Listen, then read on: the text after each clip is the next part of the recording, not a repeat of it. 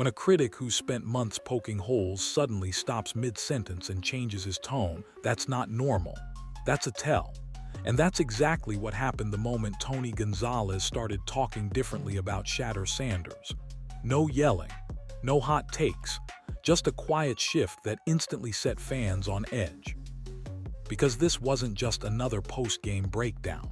This was someone who's questioned Shedeur's ceiling, doubted his future, and openly favored other quarterbacks, suddenly admitting something he'd never said before. That Shedeur isn't a backup. That you either commit to him as a starter or you get rid of him completely. And once those words were out there, the conversation exploded. Fans picked up on it immediately. Clips started circulating. Comment sections caught fire. People weren't debating stats anymore, they were questioning motives, timing, power. Because why now? Why say this after this game? And why does it feel like the narrative keeps shifting no matter what Shedeur does on the field? Some believe it's growth. Others say it's damage control. There's been plenty of online buzz suggesting that certain voices are finally realizing how complicated this situation has become. Not because of performance alone, but because of presence, aura, the kind of attention that forces organizations to make uncomfortable decisions. This isn't just about one analyst's opinion flipping. It's about what happens when a player reaches a point where even his critics have to pause and rethink their stance. And once that happens, everything changes: the pressure, the draft talk, and the stakes. Because when the loudest critic blinks first, it usually means something bigger is coming next. The shift didn't happen with a headline or a dramatic announcement. It happened quietly, almost casually, which is what made it so jarring. Tony G wasn't ranting. He wasn't forcing a hot take. He was calmly breaking down the game when something felt different. The same voice that had questioned Shedeur's ceiling in the past was suddenly acknowledging progress. Not just minor improvement, real, measurable growth. For the first time, the focus wasn't on what Shedeur didn't do. It was on what he adjusted. Fewer risky throws, more control. A noticeable effort to extend drives instead of chasing highlights. That alone raised eyebrows, because for weeks, the criticism was that he took too many chances. Now that he dialed it back and took what the defense gave him, the conversation shifted again. And that contradiction didn't go unnoticed. What really caught fans off guard was how Tony G framed it. He pointed out improvements on third down efficiency. He acknowledged the added mobility. He even admitted that some of the mistakes came from plays that usually don't get quarterbacks in trouble: tipped passes, short throws, bad luck moments. That's a very different lens than the one he'd used before. And once people heard it, they couldn't unhear it.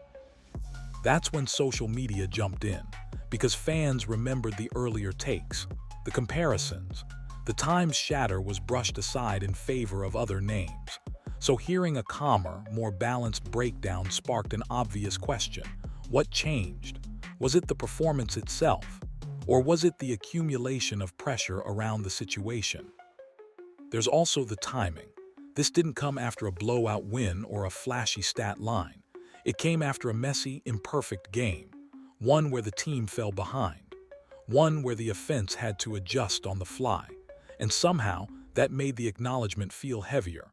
Almost reluctant, like someone realizing they couldn't keep repeating the same critique without ignoring what was right in front of them. That's why fans reacted the way they did. Not because Tony G suddenly became a supporter, but because he stopped dismissing the possibility. And in this space, that matters. Because when a longtime critic stops talking in absolutes, it usually means the situation is no longer simple. And that's where this story really starts to heat up. Because if even the skeptics are noticing progress, the next question isn't whether Shedeur can play, it's what the system around him is prepared to do next. Here, where the conversation starts to feel twisted. All week the message was clear. Improve the completion percentage, extend drives, stop forcing big plays, take what the defense gives you. And when Shedeur Sanders went out and did exactly that, the reaction wasn't relief, it was confusion. The game plan was obvious early. Short throws, quick decisions, minimal risk, and for the first stretch it worked. The offense moved, drives stayed alive, third downs were converted. There was rhythm, something critics had been asking for, but as soon as the scoreboard tilted the other way, the narrative flipped again. Suddenly, the same approach that was praised early was labeled too conservative. That's the part fans keep circling back to. How is a quarterback supposed to win when the rules change mid-game? When pushing the ball downfield gets criticized, but not pushing it suddenly becomes the issue too. It creates a no-win situation. Force throws and get blamed for turnovers. Play smart and get blamed for not being aggressive enough. What made it worse were the interceptions. On paper, they look bad, but context matters. These weren't reckless deep shots. They came off checkdowns. Short passes that got tipped or deflected. The kind of plays that usually don't make highlight reels or outrage. Yet they were treated as proof that the approach wasn't working, and that disconnect fueled frustration. Fans started asking uncomfortable questions. Was this overcoaching? Was the offense being boxed into one style without room to adjust? Or was the blame just easier to place on the quarterback than on the structure around him? None of those questions have clean answers, but they all point to the same tension. Because when a player follows instructions and still gets criticized, it stops being about execution.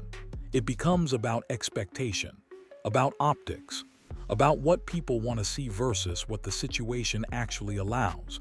And that's where things get unfair fast. This game wasn't clean, it wasn't dominant, but it also wasn't careless. It showed adaptation, growth, awareness. The problem is, those qualities don't always satisfy people looking for a storyline, especially when the pressure to define a future is already creeping in. And that's why this moment matters, because it exposed a deeper issue, not whether Shedeur can adjust, but whether the environment around him knows what it actually wants from him.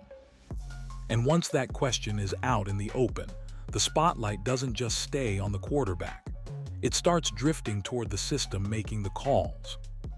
This is where the conversation stops being about one performance and starts becoming about responsibility. Because once you zoom out, it's clear this wasn't just a quarterback adjusting on his own, it was a system making choices. Defensive looks mattered, coverage mattered, and that part kept getting glossed over. When defenses sit back, take away the deep ball and force everything underneath, the options shrink fast. Forcing shots into that look doesn't make you bold, it makes you reckless.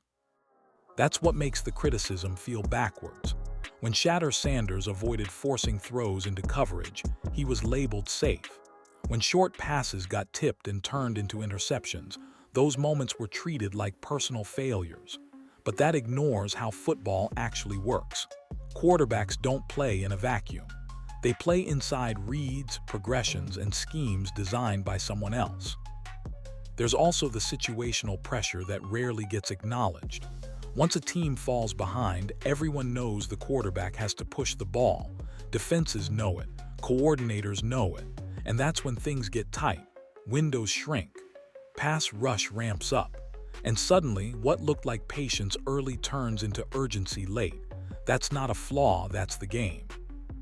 What fans noticed is how quickly responsibility shifted. Missed protection, quarterback issue. Conservative play calling, quarterback issue. Bad timing, quarterback issue. It's the easiest position to blame because it's the most visible. And when a player already sits in the middle of a heated debate, that blame sticks even faster. This is where the signature win talk starts creeping in. The idea that until a quarterback leads a dramatic comeback, nothing else counts. But that standard ignores context. Comebacks require opportunities, clean pockets, aggressive calls, receivers winning downfield. When those pieces aren't consistently there, the expectation becomes unrealistic. That doesn't mean there aren't things to improve. There are. Tony G even acknowledged that. But improvement doesn't happen in isolation. It happens when systems evolve alongside players. And that's the tension here. Because the conversation keeps bouncing between he's growing and it's not enough. without ever settling on what success is supposed to look like right now. And that unresolved standard is dangerous, because when expectations aren't clearly defined, every performance becomes a Rorschach test. Supporters see progress, critics see limitations, and the quarterback in the middle gets pulled in both directions. Which is exactly how this story started drifting away from the field and straight into front office territory. The moment the draft order shifted, the conversation stopped being theoretical. Once the Cleveland Browns started creeping toward a top 2 pick, everything around Shedeur Sanders got heavier. Suddenly, every snap wasn't just about development, it was about justification. Build around him or replace him. No middle ground, no patience. Just a fork in the road that forces a decision. Most teams hate making this early. That's where Tony G's comment landed differently. Saying Shedeur isn't a backup quarterback sounds supportive on the surface, but listen closely, and it's more complicated than that. What he was really saying is that Shedeur's presence makes indecision impossible. You either commit fully, or you move on. And that admission quietly confirms what fans have been arguing for weeks, that this situation is no longer neutral. Draft discussions made it worse. As soon as potential quarterback names entered the picture, comparisons started flying. Not just talent comparisons, but narrative ones. Who feels safer, who fits the system, who won't complicate the room. And that last word kept popping up. Complicate, not because of mistakes, not because of effort, but because of aura, attention, gravity. That's a dangerous place for any player to be. Because once a quarterback is described as a decision problem instead of a football problem, the evaluation shifts.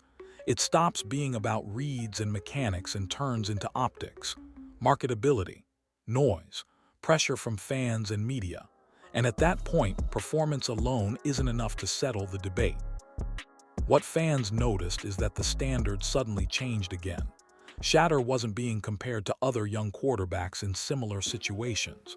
He was being compared to theoretical replacements, players who haven't taken a snap yet. Clean slates, no baggage, no expectations. That comparison is impossible to win because one side doesn't exist in reality yet. This is where speculation took off. Online chatter started suggesting teams might prefer the unknown over the complicated known, not because it's smarter football, but because it's easier messaging, easier resets, easier patience windows. None of that is confirmed, but the fact that fans are even thinking this way shows how tense the situation has become. And that's what turned a normal development year into a referendum. Because once draft capital enters the chat, time runs out fast. Every game becomes evidence. Every comment gets dissected. And every analyst take carries more weight than it should. Which leads straight into the next problem. The names being pushed forward don't seem to follow the same rules. This is where fans started calling foul, not quietly, but loudly. As soon as draft conversations heated up, new quarterback names were pushed into the spotlight, and the comparisons didn't sit right with a lot of people. Suddenly, players like Dillon Gabriel, Dante Moore, and Fernando Mendoza were being framed as safer, cleaner options. And fans immediately asked the obvious question, based on what? Stat for stat, the argument felt thin. Performance-wise, the gap wasn't obvious. Experience-wise, it wasn't either. Yet the projections told a different story.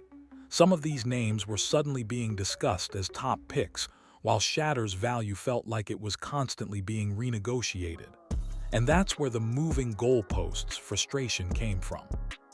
Online, the buzz wasn't that these quarterbacks were bad.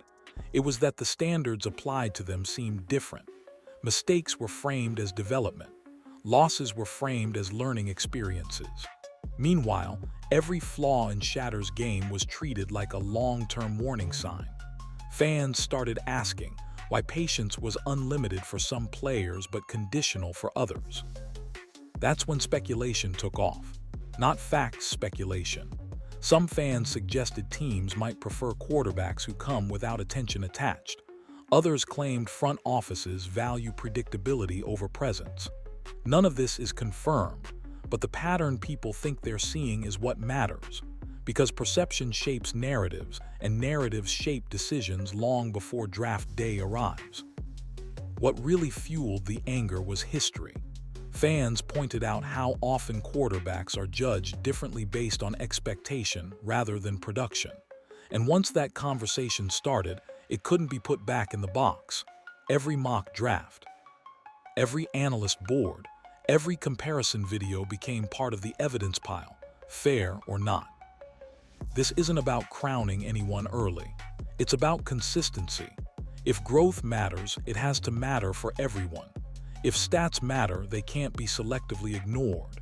And if fit becomes the deciding factor, people want honesty about what that actually means. Because once fans believe the rules are changing midstream, trust erodes fast. And when trust erodes, every decision feels suspicious, even the reasonable ones.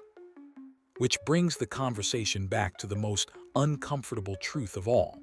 The problem might not be whether Shedeur is good enough, but whether the system around him knows how to handle someone who refuses to blend into the background. This is where Tony G said the quiet part out loud, not aggressively, not dramatically, just plainly. He admitted that Shedeur Sanders isn't the type of player you stash on the bench and figure out later. You either commit to him or you move on. And that single statement hit harder than any criticism he's ever made.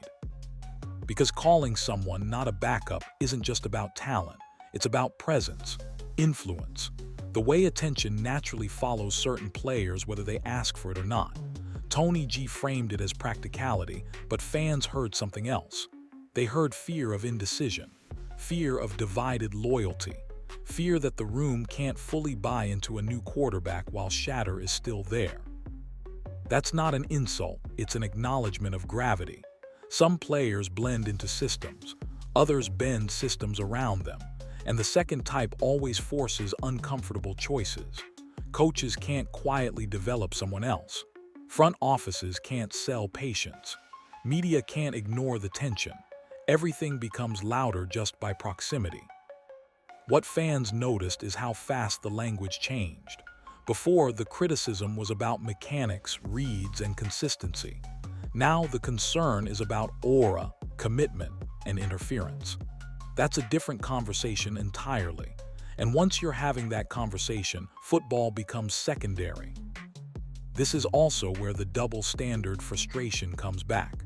Plenty of quarterbacks sit behind starters while developing. That's normal. But Shedeur gets treated like an exception. Not because he can't handle it, but because people around him might not. That distinction matters. It shifts responsibility away from performance and onto perception. And that's what makes this situation volatile, because perception is harder to fix than footwork. You can clean up reads, you can improve timing, but you can't coach people into being comfortable with attention they didn't plan for. Some organizations see that as a challenge.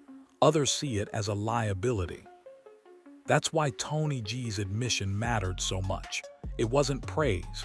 It wasn't criticism. It was a warning. Once a player reaches this stage, indecision becomes the worst option. Half commitments create noise, and noise erodes trust fast. So now the debate isn't whether Shedeur belongs on the field. It's whether the people making decisions are ready to fully stand behind someone who can't be minimized, muted, or hidden. And when that question enters the building, it forces a reckoning, one that has nothing to do with stats and everything to do with control.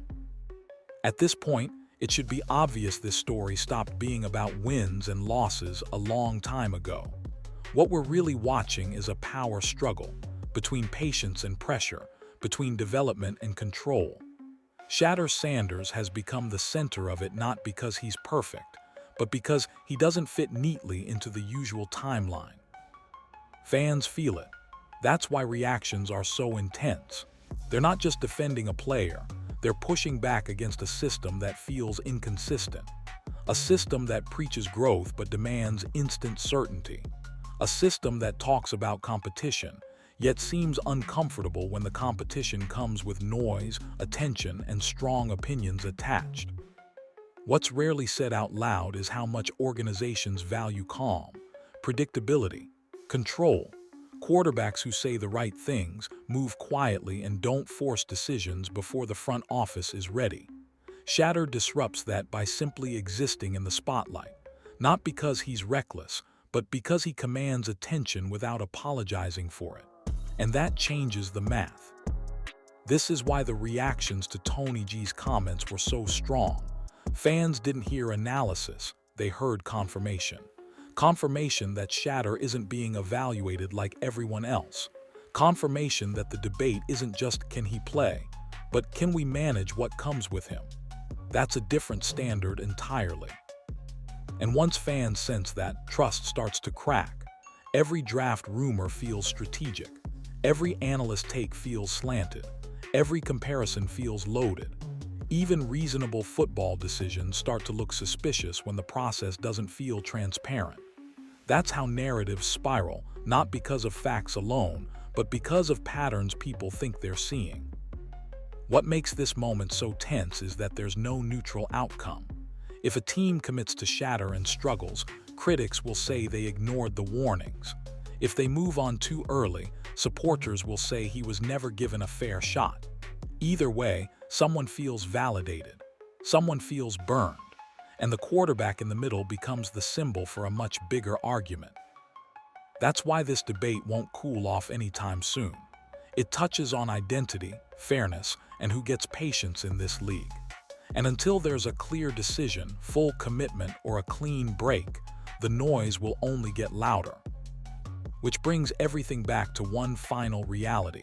Moments like this don't linger. They force action. And whatever happens next won't just define Shedeur's future. It'll reveal what the system truly values when pressure shows up at the door. When you zoom out and connect all the dots, one thing becomes clear. This moment wasn't created by one game, one stat line, or one analyst comment. It was created by pressure building quietly over time. And the moment Shedeur Sanders forced even his loudest critics to soften their language, the conversation crossed a line it can't uncross. Tony G didn't suddenly become a supporter. That's not what happened. What changed was certainty. The certainty that Shedeur could be easily dismissed. The certainty that his future could be debated casually. Once that certainty cracked, everything else followed. Draft talk intensified. Comparisons felt shakier. And the idea of waiting it out started sounding less realistic by the day. This is what happens when a player reaches the uncomfortable middle ground. Not proven enough to silence critics forever. Not flawed enough to move on without consequence. That space is where narratives get rewritten, where standards quietly shift, and where decisions stop being purely football-based. It's also where mistakes get magnified and progress gets minimized, because ambiguity makes people uneasy. What makes this situation volatile is Shedeur's performance alone. It's the urgency surrounding him. Front offices want clarity, coaches want alignment, analysts want clean storylines, and fans want consistency. But clarity doesn't always arrive on schedule. Sometimes it shows up as tension instead, as hesitation, as a critic choosing his words more carefully than he used to. That's why this moment matters. Not because it guarantees success or failure, but because it exposes how fragile the evaluation process can be when perception enters the room. Once decisions are influenced by fear of noise, distraction, or optics, the game changes. And players like Shedeur become litmus tests for how much discomfort a system is willing to tolerate. Whatever happens next will be framed as obvious in hindsight. It always is. But right now, it's anything but obvious. Commit fully and you absorb the pressure. Move on early and you own the consequences. There's no safe path, only chosen ones. And maybe that's the real reason the tone changed. Not because the answers suddenly became clear, but because pretending they were simple no longer worked.